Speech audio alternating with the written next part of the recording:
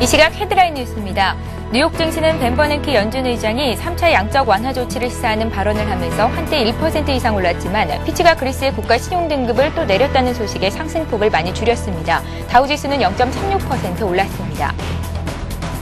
유럽 주요 증시는 거래를 상승세로 마감하며 나흘 만에 반등에 성공했습니다. 역시 벤 버냉키 연준 의장이 3차 양적 완화 가능성을 언급한 점이 호재로 작용했습니다. 독일 증시는 1.31% 올랐습니다. 삼성중공업, 현대중공업, 대우조선해양 등 국내 조선업계 빅3가 올 들어 7월 현재까지 총 147척, 367억 달러어치의 선박을 신규로 수주하는 등 국내 조선업계가 화려하게 부활하고 있습니다. 메모리 2, 3위 업체인 하이닉스 반도체와 도시바가 차세대 메모리 공동개발 생산 협력에 나섭니다. 차세대 첨단 기술에 대한 세계 반도체 선도업체 간의 연합전선이라는 점에서 주목됩니다.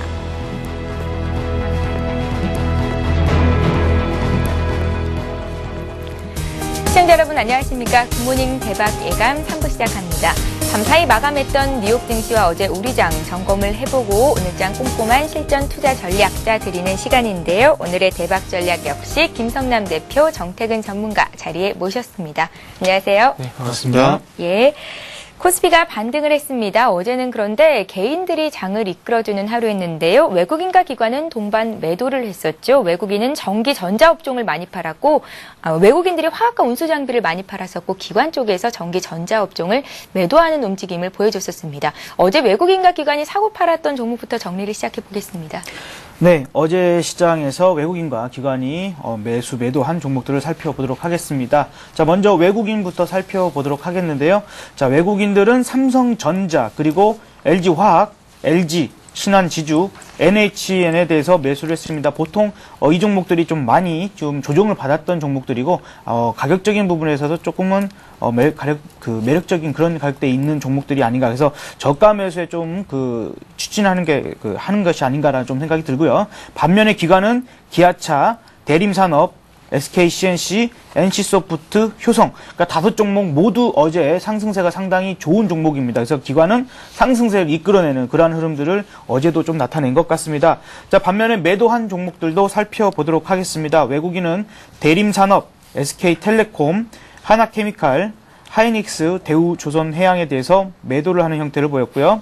반면에 기관은 하이닉스, 삼성전자, LG디스플레이, LG제일모직 이렇게 기관 같은 경우는 우리 최현주 아나운서께서 말씀하신 것처럼 IT 위주로 매도를 하는 형태를 보였습니다. 예, 하이닉스가 정말 어렵습니다. 어제도 주가가 4%나 빠지면서 종가가 나왔었는데요. 전기전자 쪽은 잠시 뒤에 좀 짚어보도록 하고요. 이번에 코스닥 쪽 짚어보겠습니다. 기관이 사자를 사흘째 이어가고 있는데요. 코스닥은 하루 만에 반등에 성공을 했습니다. 어제 장에서 다음과 SK컴지 등 인터넷 관련주가 상승했다는 점이 눈에 띄었었는데요. 특징주까지 함께 정리를 하겠습니다. 네. 외국인 쪽 먼저 한번 살펴보도록 하겠습니다. 네.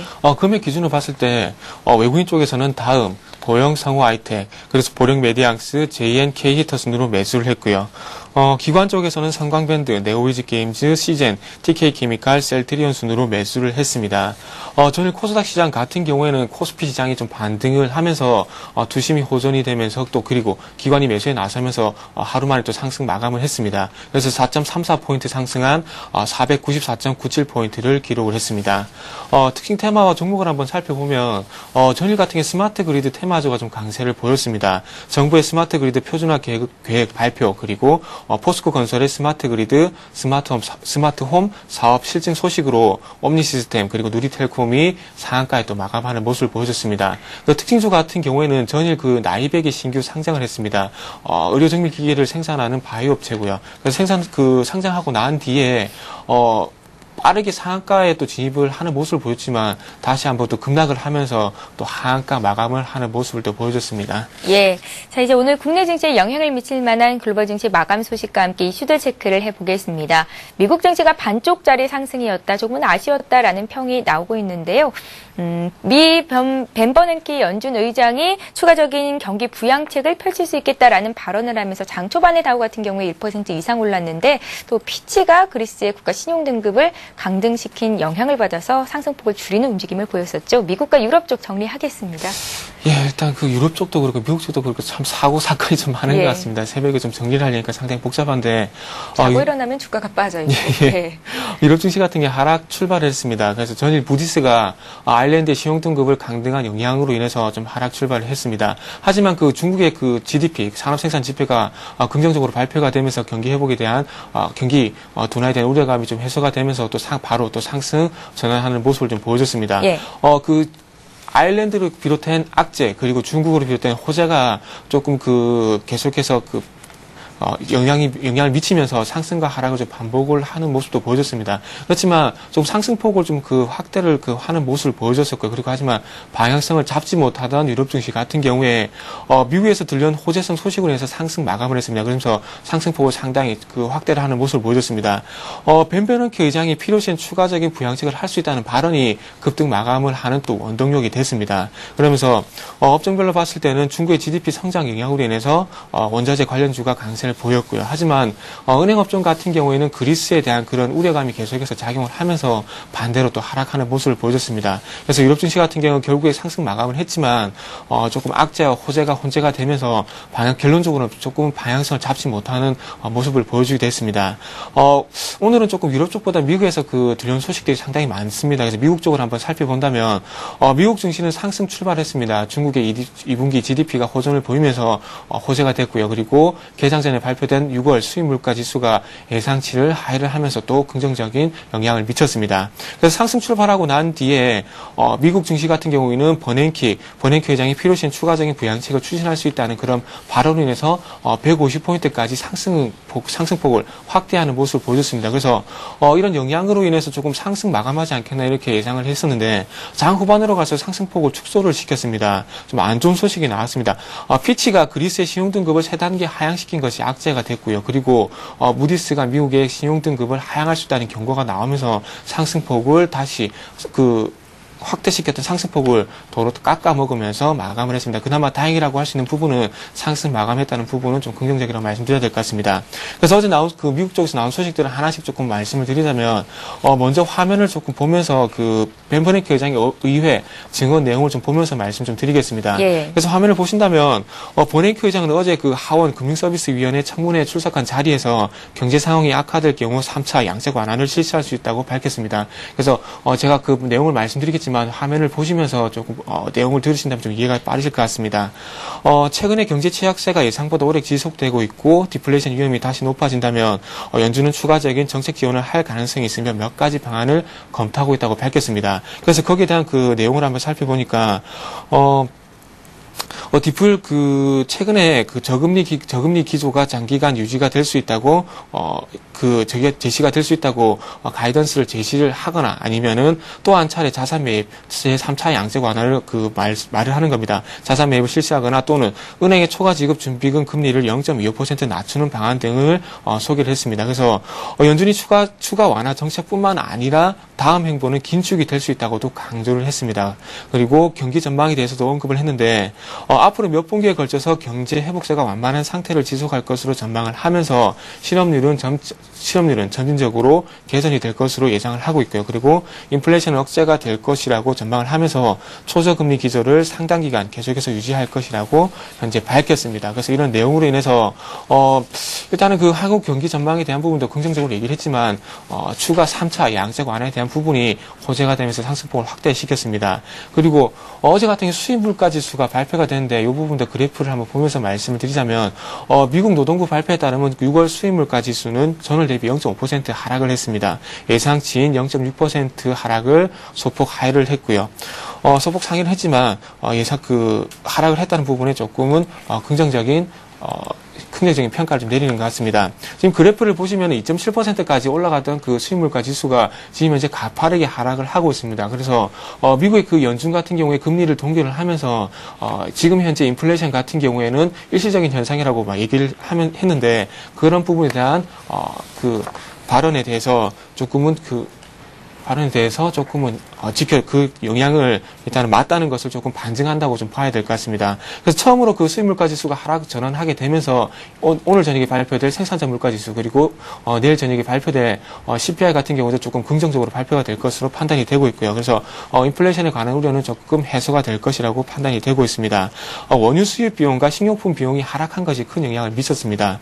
원유 수입 비용은 올해 처음으로 전월 대비 1.6% 하락을 했고요. 그리고 식료품 비용도 지난해 6월 이후 가장 큰 폭인 1.9% 감소를 했습니다. 그래서 이런 영향으로 수입 물가 지수는 하락 전환하게 되면서 이후에 발표될 물가 지수는 좀 긍정적으로 발표될 가능성이 크다 이렇게 한번 말씀드려보겠습니다. 그리고 그 지금까지는 좀 긍정적인 내용이었고요. 좀 안 좋은 내용을 좀 언급을 하자면 미국 그 국제신용평가사인 피치가 그리스의 국가신용 등급을 B+에서 CCC로 3단계 하향 조정을 했습니다. 등급 강등에 대해서는 유럽연합과 그리고 국제통화기금에 의한 그리스 지원 방안이 새롭거나 전혀 신뢰할 만한 프로그램을 담고 있지 않다는 부분을 제시를 했고요. 또 그리스의 약한 미시경제뿐만 아니라 미래 자금 지원에서 시중은행의 역할을 둘러싼 불확실성이 확대된 점도 강등의 이유라고 밝혔습니다. 그리고 무디스가 미국의 국가 신용 등급을 하향 검토를 했는데 AAA에서 AAA로 한 단계 정도 하향할 수 있다고 얘기를 했습니다. 아무튼 최근에 국가 부채에 관한 문제를 조금 제시를 하면서 이런 제시할 수 있다고 경고를 한 것 같습니다. 예, 자 이렇게 해서 미국과 유럽 쪽 정리를 해봤고요. 이제는 어제 마감됐던 국내 아시아 쪽을 보겠습니다. 세계 경제 성장의 엔진 역할을 하는 중국의 경제 지표 호조 영향으로 아시아 증시가 대체로 상승이었는데요. 정리 부탁드립니다. 네. 방금 말씀해 주신 대로 이제 그러한 중국의 호재로 인해서 일본 시장도 그리고 아시아 전체적인 상승세가 조금 일어났던 분위기가 있었습니다. 예. 자, 그래서 일단 일본부터 좀 살펴보도록 하면은요. 이 상승 전환이 됐습니다. 그래서 37.22엔 정도 상승한 9,963엔 정도로 마감을 했는데 이 중국의 올해 상반기 국내 총생산 증가율이 중국 경제의 경착륙 우려를 좀 덜어냈다라는 소식에 일단 일본이 최대 수출국이 또 중국입니다. 이제 그러다 보니까 경제 회복세에 따른 그 시장의 긍정적인 시각이 좀 적용됐다라고 좀 볼 수 있을 것 같습니다. 다만 이제 유로존 그 재정 위기에 대한 불안감 때문에 상승폭은 조금 제한적인 부분이 있었습니다. 업종별로 보면은 그 광업이 한 1.94% 상승을 했고요. 도매업이 1.45% 강세를 좀 보였습니다. 반면에 보험업은 0.7% 정도 하락을 하고 해운업도 0.64% 정도로 부진한 모습을 보였습니다. 자, 부동산주의 흐름도 상당히 양호했고요. 그다음에 반도체 주가는 혼조세를 연출하는 그런 분위기가 나타났습니다. 자, 중국 시장도 좀 살펴보도록 하겠는데요. 중국은 큰 폭의 상승을 보였습니다. 그래서 40.89포인트 오른 2,795포인트 정도로 마감을 했는데요. 거의 전 업종이 강세를 보이는 가운데서도 전자업종과 기계설비업종이 2%대의 강한 오름세를 보였습니다. 부동산 업종도 1.28% 올랐고요. 건설업종도 1.34% 오름세를 나타냈습니다. 또 이 중에서도 은행주들의 강세가 특히나 두드러졌는데 중국농업은행이 상반기 실적이 전년 대비해서 45%나 증가했다는 소식이 1.88% 올랐고요. 심천개발은행도 실적에 대한 호전망으로 3.2% 상승을 했습니다. 화하은행도 3.46% 올랐고 중국 민생은행도 1.59% 오름세를 나타냈습니다. 중국의 국내 총생산 예상치를 상회했다는 소식에 강서구리가 3%가 넘는 상승세로 그 5개월 만에 오름세를 나타낸 것도 특징이었습니다. 대만 증시는 약보합 정도로 끝났습니다. 그래서 0.03% 하락을 한 8,488포인트로 장을 마감을 했고요. 홍콩 항쟁지수는 1.22% 상승한 21,926포인트 정도로 마감을 하는 식으로 아시아 증시가 대체적 강세의 흐름을 나타냈습니다. 네, 이번에 국내 증시 정리해보죠. 네, 예. 국내 증시도 살펴보도록 하겠습니다. 어제 나름대로 증시 상황 그렇게 나쁘게 볼 필요 없다라는 말씀을 좀 드렸는데 오름세가 상당히 좋았습니다. 1% 가까운 상승세를 보였죠. 그래서 2129포인트로 장을 마감을 했고요. 일단 외국인과 기관이 양매도가 나왔습니다만 개인이 3,400억가량 매수하는 형태를 보이면서 시장의 어떤 상승세를 조금 이끌어냈던 분위기가 있었습니다. 자, 코스피 지수가 사실 전일 급락에 따라서 저가 매수세가 좀 유입이 되면서 소폭 상승 출발했습니다. 그러나 기관과 외국인 이틀 연속 동반 매도에 나서면서 장 초반에는 하락 전환하기도 했었죠. 그러나 이 개인의 저가 매수세가 지수를 견인하면서 하루 만에 반등에 성공을 했습니다. 그러면서 장중 발표됐던 중국 GDP와 경제 지표가 양호하게 나오면서 투자 심리가 많이 호전됐고요. 이제 그런 부분들이 그러나 이제 오늘 있는 이 옵션 만기를 좀 앞두고 외국인이 현 선물 모두 이틀 연속 매도하는 분위기에 상승세가 아주 크지는 않은 것 같습니다. 자, 업종별로는 유통, 자동차, 화학, 건설 등이 대부분 좀 상승세를 좀 보이는 흐름이 나타났고요. 반면에 IT와 통신 업종을 하락을 했습니다. 자, 코스닥 증시도 상승 출발했습니다. 이러면서 장중에는 개인과 기관의 쌍끌이 매수에 힘입어서 490선에 안착하는 모습을 보였고요. 이달 들어서 이 상승세가 상당히 지속되는 분위기를 이어갔습니다. 기관이 350억 가량 규모의 사자라고 나서면서 상승폭이 상당히 확대됐던 분위기가 나타났고요. 예. SKT의 플랫폼 부문 분사 소식에 인터넷 업종이 급등을 했고 디지털 컨텐츠, IT 업종 등도 강세를 보이는 그러한 흐름이 나타났습니다. 조금만 더 특징적으로 살펴보면은 비료 관련주들이 상승세가 상당히 좋았죠. 그래서 이 곡물가 상승과 그 다음에 정부가 곡물 자주율을 2015년에 55%, 2020년에 65%까지 확대한다는 소식에 남해화학 그리고 효성 OMB, 조비, 경농, 선보화학 등 비료주 모두 강세를 보이는 흐름이 나타났고요. 그리고 다음이 한 7% 넘는 강세를 보였습니다. 그러면서 코스닥 시총 2위로 또 훌쩍 뛰어 올라왔는데 이 온라인 광고 시장 성장과 함께 사업 효율성이 향상되고 있고 또 특히 디스플레이 단가 인하 효과와 검색 광고 자체 상승 비중 확대가 당분간 지속될 것이라는 예상에 강세를 보였습니다. 코스모 신소재가 10% 가까운 상승세를 보였는데 주력 사업으로 부상 중인 2차전지 소재 경쟁력 강화를 위해서 전구체 시장 진출을 결정했다라는 소식에 강세를 보이는 흐름이 나타났습니다. 마지막으로 호텔 신라도 7% 가까운 상승세를 보였습니다. 이 부분이 이제 휴가철을 맞이해서 여행 관련주에 대한 관심이 집중되면서 이 호텔 신라가 수혜주로서 부각된다라는 이러한 소식들에 일단은 7% 가까이 상승을 보였습니다. 예. 두 분의 오늘장 구체적인 투자 전략을 세우기에 앞서서 오늘 각 증권사들은 어떤 리포트들을 내놓고 있는지 여덟 리포트 내용 살펴보고 가겠습니다.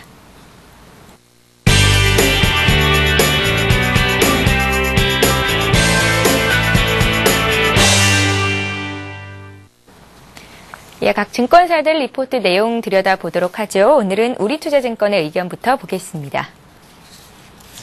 우리투자증권은 현 시장의 변동성 장세 속에 종목별 수익률 차별화가 심화되고 있다고 밝혔는데요.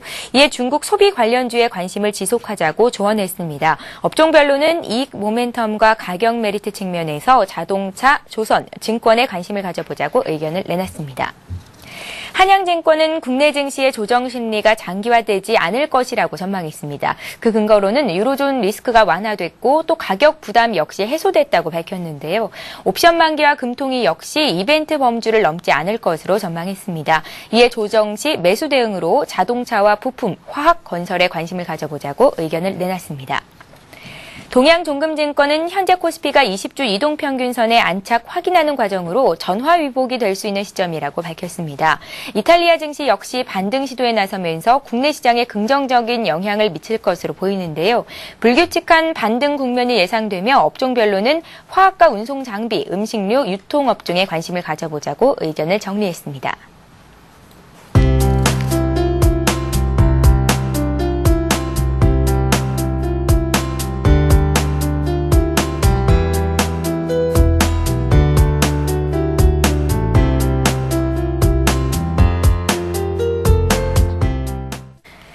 네, 오늘은 신한금융투자로 가보죠. 상암지점의 최원석 대리 전화로 만나봅니다. 안녕하세요.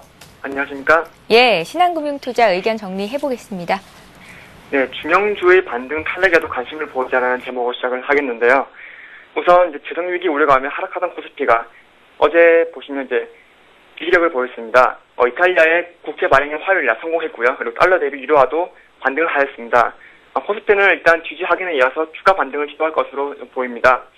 오늘은 옵션 만기일입니다. 일단 수급에서 나쁜 효과는 제한될 것으로 판단이 되고요. 유럽의 움직임 그리고 전일 주요 지표를 발표를 통한 중국 경기의 경착륙 우려 완화 등 코스피의 추가 반등에 긍정적인 요인들이 힘을 보태고 있습니다. 시장에 대한 대응으로는 이제 악재에 대한 경계심 완화 그리고 그와 함께 6월 이후 지속으로 언급했었던 운송, 기계, 자동차, 건설업종 대표주에 대한 긍정적인 관점은 변함이 없습니다. 아울러 최근 들어 중형주와 소형주의 탄력을 대형주로 앞서고 있는데요. 특히 중형주의 경우 이제 수급 측면에서도 외국인과 기관들이 꾸준한 매수세가 나오고 있기 때문에 추가적인 관심이 필요하다고 생각됩니다.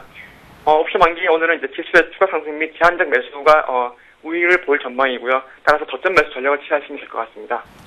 예, 옵션 만기 영향은 크지 않을 것이다. 저점 매수할 수 있는 기회가 될 것이다. 라고 정리를 하셨습니다. 신한금융투자 상암지점의 최원석 대리였습니다. 고맙습니다. 감사합니다.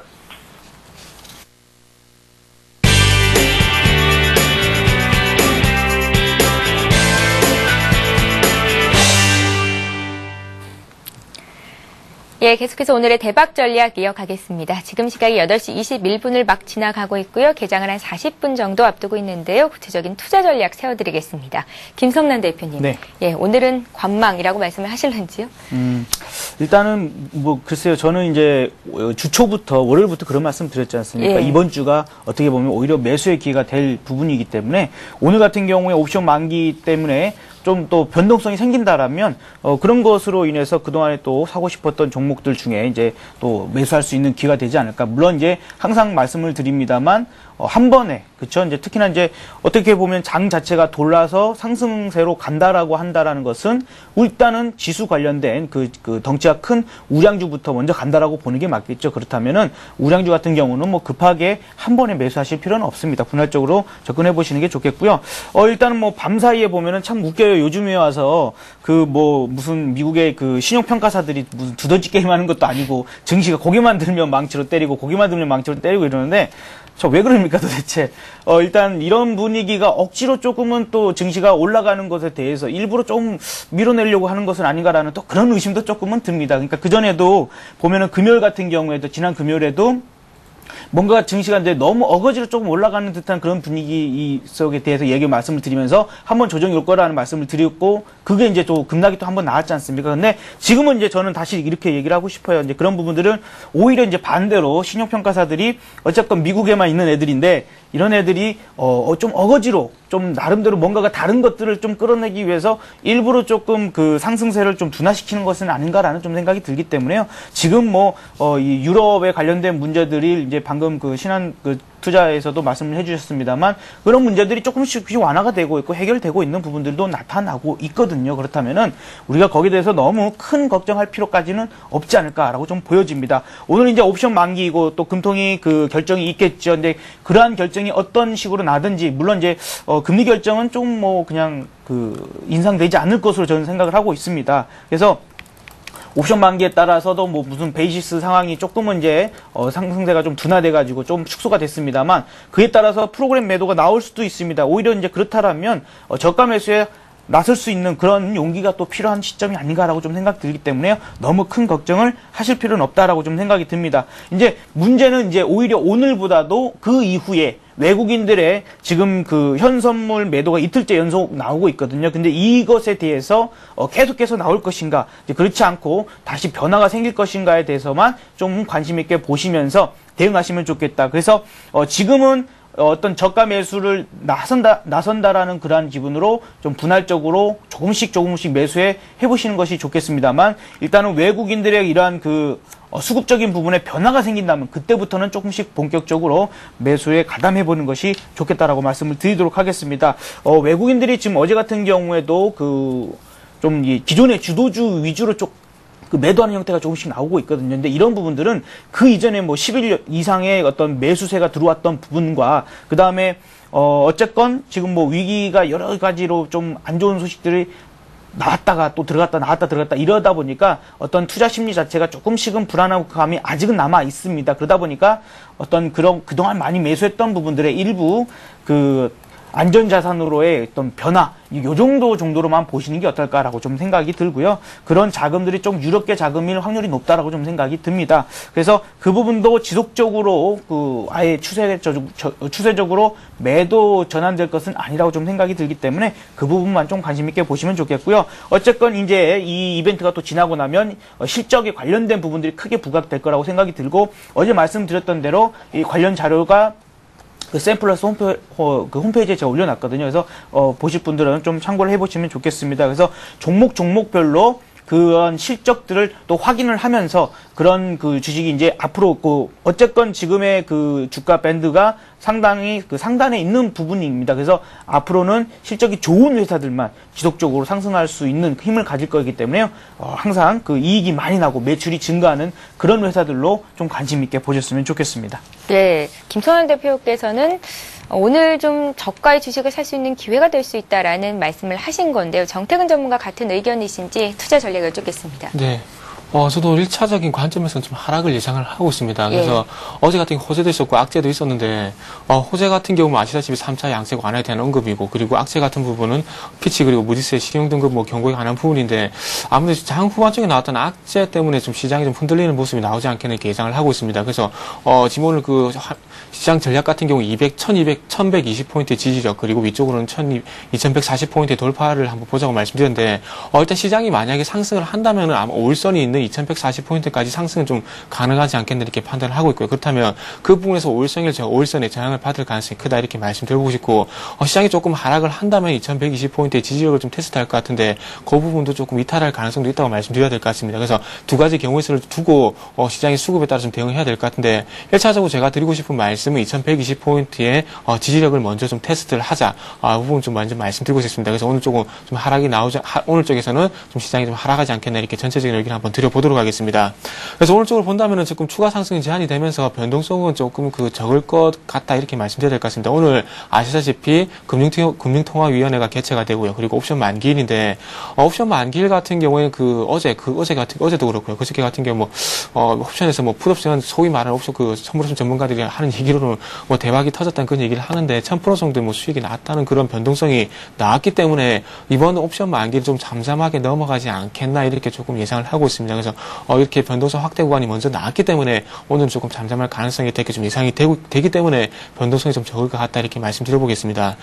그리고 한국은행 오늘 금융통화위원회가 좀 개최가 되는데, 최근에 오늘 금융통화위원회 같은 게 계속해서 오늘 금통위 같은 경우에는 대부분의 전문가들이 동결을 예상을 하고 있습니다. 근데 최근에 계속해서 그 시장의 예상과는 틀린 흐름이 계속해서 나왔습니다. 저번 달 같은 경우에도 동결을 예상했는데 인상을 했고요. 이번 달 같은 경우는 조금 저도 일단 한 7대3 정도 동결 쪽으로 보고 있습니다. 일단은 이번 달 같은 경우에 지난달에 금리 인상을 했던 이유를 한번 살펴본다면, 대내외 불확실성, 그리스 문제죠. 그리스 문제가 또 있었지만은, 근원 물가 상승, 물가가 상승하고 있던 그런 부분 때문에 인상을 했습니다. 근원 물가가, 계속해서 상승을 하면서 3.5%를 기록했습니다. 그래서, 물가를 좀 잡아야겠다는 그런, 그런 의견이 나오면서 인상을 했는데, 일단 기획재정부에서 이번 하반기에 정책을 성장보다는 조금 물가 안정에 좀 목표를 삼았습니다. 그래서 물가 안정 목표치가 4%인데 지난달 같은 경우에 생산자 물가가 0.3% 하락을 했습니다. 그러면서 두 달 연속 생산자 물가가 하락을 하면서 이후에 발표될 소비자 물가도 조금 하락할 것이라는 그런 예상이 나오고 있습니다. 그렇기 때문에 조금 물가가 좀 안정세를 찾아가고 있기 때문에 이번 달은 조금은 동결 쪽으로 가지 않겠나 이렇게 예상을 하고 있습니다. 하지만 이런 부분은 제가 소비자 물가 지수라든지 그리고 생산자 물가 지수 그리고 대내외 불확실성을 봤을 때 조금 동결 쪽으로 갈 가능성이 크지만 일단은 금통위 같은 경우에는 조금 뚜껑을 열어봐야 일단 인상을 할지 동결할지 조금 예상이 될 수 있을 것 같습니다. 그래서 오늘 같은 경우 금통위 그리고 옵션 만기 변수를 한번 체크해 보시는 게 좋을 것 같고요. 예. 일단은 이제는 업종으로 넘어가서 한번 말씀을 드리자면 어제 같은 경우 철강, 자동차, 건설 쪽이 좀 반등이 나왔습니다. IT 쪽 같은 게 좀 안전 흐름이 나왔는데 IT 쪽 같은 경우는 계속해서 말씀드리지만은 계속 시장이 반등할 때 급속도로 반등하기는 좀 힘들다고 계속해서 말씀드리고 있습니다. 있습니다. 계속해서 바닥을 다지는 국면이 나오기 때문에 저가 매수에 관한 부분을 좀 말씀을 드리고 있고요. 그래서 시장이 좀 반등을 보여준다면은 뭐 자동차, 철강 그리고 최근에 강세를 보이는 보험주가 좀 강세를 보일 수 있다 이렇게 말씀드리고 있습니다. 그래서 계속해서 관심 종목은 철강, 건설, IT, 자동차 계속해서 보유 그리고 유효 관점으로 계속 유지를 하도록 하겠습니다. 그 업종 내 그 외국인과 기관 쪽의 동향을 한번 살펴본다면 업종 내에서 개별 종목을 매수를 하고 있지 아직 뚜렷하게 매수하고 있는 업종은 나타나지 않고 있습니다. 그래서 그러한 예를 한번 살펴본다면 어제 같은 경우도 외국인 쪽에서는 화학업종 내에서 LG화학 그리고 건설에서는 대림산업을 매수하는 모습이 나왔고요.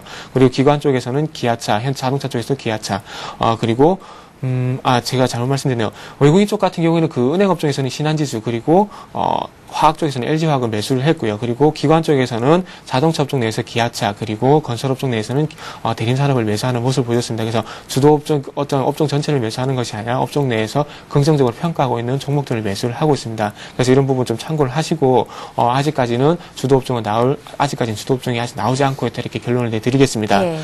마지막으로 오늘 그 관심 종목을 좀 말씀을 드리자면 오늘 같은 경우에는 현대산업 그리고 스카이라이프, 두산중공업, 현진소재, 이마트를 말씀을 한번 드려보도록 하겠습니다. 먼저 현대산업 같은 경우에 최근에 조금 지방 해외 수주가 집중되어 있는 대형 3사 중에서 대림산업이 반등을 하고 있지만 지방의 국내에 한정된 중소형 건설사들의 흐름도 상당히 괜찮습니다. 어제 같은 경우에 뭐 벽산건설도 그렇고 동부건설도 그렇고 상당히 큰 폭의 상승을 보이는데 최근에 와서 현대산업이 기관의 매수가 집중이 되면서 좀 반등이 계속해서 나오고 있습니다. 그래서 현대산업도 조금 기관의 수급이 이어진다면 계속해서 관심을 가져볼 만한 종목이라 말씀드려보고 싶고요. 스카이라이프 그리고 두산중공업 같은 경우에는 최근에 기관의 매수가 유입되면서 중국 긍정적인 종목이라 말씀드려야 될 것 같습니다. 스카이라이프 같은 경우에 조금 조정을 받고 있긴 하지만 그래도 기관의 수급이 지속이 되고 있기 때문에 좀 눌림목이 아닌가 이렇게 예상이 되고 있고요. 그 현진소재, 두산중공업 같은 경우에도 뭐 현진소재도 마찬가지 기관의 수급이 계속해서 지속이 되고 있고 그렇기 때문에 수급이 이어진다면 조금 눌림을 받더라도 상승은 나올 수 있을 것이 예상이 되고 시장 대비 선방할 가능성도 있다 이렇게 말씀드리고 싶습니다. 이마트 같은 경우에는 수급에 대해서는 뚜렷한 주체는 없습니다. 하지만 최근에 조금 상승 추세가 계속해서 이어지고 있습니다. 그러면서 어제까지 좀 이틀간의 조정이 있었는데 그렇다면 이런 상승 추세가 계속해서 상승 추세가 계속해서 지속이 된다면 어제까지 이틀 조정은 조금 저가 상승 구간 속에서 눌림목 그리고 매수에 나서볼 수 있는 구간이 아닌가 이렇게 판단이 되고 있습니다. 그래서 이마트 같은 경우에는 그런 관점에서 조금 관심 종목으로 편입을 했다 이렇게 말씀드려보겠습니다. 예, 그러니까 정태근 전문가는 변동성이 크지는 않을 것이라고 예상을 하시는 건데요. 그럼에도 불구하고 그런 변동성을 이용해서 좀 주식을 싸게 살 수 있는 기회가 될 것이다라고 보시는 건가요? 아니면 좀 오늘은 쉬어가자라는 의견이십니까? 일단 오늘 쪽에서 조금 쉬어가는 구간인데 조금 그 21선의 지지력을 좀 확인이 된다면 조금 저가 매수에 나서볼 수 있다 이렇게 말씀드려보겠습니다. 예, 일단은 21선 지지 여부를 보자라는 의견이셨고요. 자, 이제 관심 종목으로 넘어가겠습니다. 김성남 대표님, 어제부터 이제 대형주를 주시기 시작하셨는데 오늘도 대형주 중에서 한 종목 들고 나오셨어요? 네, 어제 뭐 삼성 엔지니어링 흐름 괜찮았죠. 오늘도 추가적인 상승이 가능해 보입니다. 자, 오늘은 현대중공업을 말씀을 드리고 싶습니다. 일단은 하이닉스에 대한 리스크가 해소가 됐죠. 이제 그 부분이 그동안에 이 다른 여타 조선주들에 대해서 상승세에 쫓아가지 못했던 부분들이 있기 때문에 그에 따른 그 상승세가 조금은 더 추가적으로 나올 수 있을 것으로 예상을 하고 있고요. 무엇보다도 하반기에 중동하고 또 아프리카 쪽에 이 플랜트가 이 대거 수주가 가능한 그런 것들이 줄기차게 이렇게 대기를 하고 있습니다. 이제 그런 것들과 또한 이 고부가 시장이 하반기와 또 그것이 2012년 정도까지도 계속해서 그 상승세가 지속될 수 있는 부분들이 있기 때문에 좀 중장기적인 관점에서 이런 종목들은 또 접근을 하셔야겠죠. 그래서 충분히 지금 정도 가격대라면은 좀 저가 매수에 나설 수 있는 그러한 부분이 될 수 있다라고 좀 생각이 듭니다. 자, 그래서 일단은 모르겠어요. 제 개인적으로는 이제 46만 원 이하로 46만 원 이하 뭐 45만 원 부근 정도까지 좀 밀려준다라면 더 오히려 좋을 것 같은데 그 정도 부근에서 일단은 매수가를 잡아보도록 하겠습니다. 그래서 46만 원 정도의 분할적으로 접근을 좀 말씀을 드리고 싶고요. 목표가는 일단은 단기적으로 제시를 해드리도록 하겠습니다. 그래서 목표가 부근까지 왔을 때 또 한번 그 추가적인 전략을 말씀드리기 위해서 일단은 51만 5천 원을 목표가로 제시를 해드리고요. 손절가는 그 44만 원이 종가상으로 이탈됐을 때의 손절로 대응을 하시기 바랍니다. 예, 김선원 대표님은 현대차, 현대중공업, LG화학을 관심 종목으로 편입을 하시고 저가의 매수를 해보는 전략을 구사하고 계시다. 어제 좀 말씀을 하셨었는데 오늘은 현대중공업을 관심 종목으로 주셨습니다. 자, 이제 하루 단기 대응할 수 있는 종목을 주시는 정태근 전문가, 오늘은 어떤 종목 들고 나오셨는지 듣겠습니다. 네, 오늘 가지고 나온 종목은 신성 ENG라는 종목을 가지고 나와봤습니다. 예. 그 관심 종목은 항상 그 길게 가져갈 만한 관심 종목은 계속 말씀드리고 있기 때문에 계속해서 그 당일 추천 종목은 단기로 대응하시라 먼저 말씀드리겠습니다. 신성 ENG 같은 경우 반도체 제품 제조 시설, 공기청정도 제어 장비를 생산하고 판매하는 업체입니다. 그래서 주요 매출처가 삼성전자, LG 디스플레이, 하이닉스 이렇게 조금 확보된 매출처가 있다고 말씀드리고 싶고요. 어떤 단기 종목이기 때문에 차트로 넘어가서 그 기술적인 부분에 대해서 좀 설명을 좀 드려보도록 하겠습니다. 신성 ENG 같은 경우에는 주 저항대가 60일선입니다. 그래서 이전에 그 4월달에 주가도 한번 보신다면 60일선의 저항을 받고 지금 하락이 나왔는데 최근에 조금 3,500원에서 바닥을 다지면서 반등이 나와주고 있습니다. 그러면서 전일까지 이틀 정도 조정이 나오면서 그리고 5일선에 또 지지적을 보이면서 오늘 쪽에서는 좀 반등의 흐름이 나오지 않겠나 예상을 하고 있습니다. 그래서 매수가는 4,100원에서 4,200원 정도 디테일하게 좀 잡아보도록 하고요. 그리고 손절가 같은 경우에는 4,050원이 60일선인데 4,050원에 좀 설정을 하도록 하겠습니다. 목표가 같은 경우에는 매수가 대비 5% 정도 상승 예상되는 4,400원에 일단 설정을 하도록 하겠습니다. 예, 그렇게 해서 종목 정리해봤고요. 자, 이제 마지막으로 시청자 여러분들을 위해서 한 말씀씩 주실 시간이 됐는데요. 코스피는 어제 종가 수준에서 지금 예상 지수가 형성이 되고 있습니다. 김성현 대표께서부터 한 말씀 주시죠. 네, 오늘 만기일이고 이벤트가 있습니다만 그런 것들을 크게 신경 쓰시기보다는요. 오히려 만약에 장중에 변동성이 생긴다면 그 변동성 자체를 즐기시는 게 오히려 오늘은 하루를 보내는 전략으로 맞을 것 같아요. 예, 김성현 대표님 의견이셨고요. 정태근 전문가 한 말씀 주세요. 네, 오늘 제가 드리고 싶은 말씀은 쉽지 않은 구간이라고 말씀드리고 싶습니다.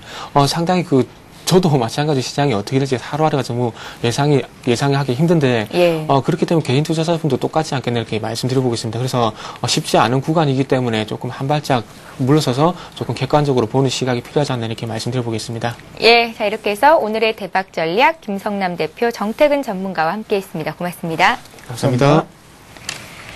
굿모닝 대박 예감 3부 여기까지입니다. 저희는 내일 오전 5시 59분에 다시 오겠습니다. 시청해주신 여러분 고맙습니다.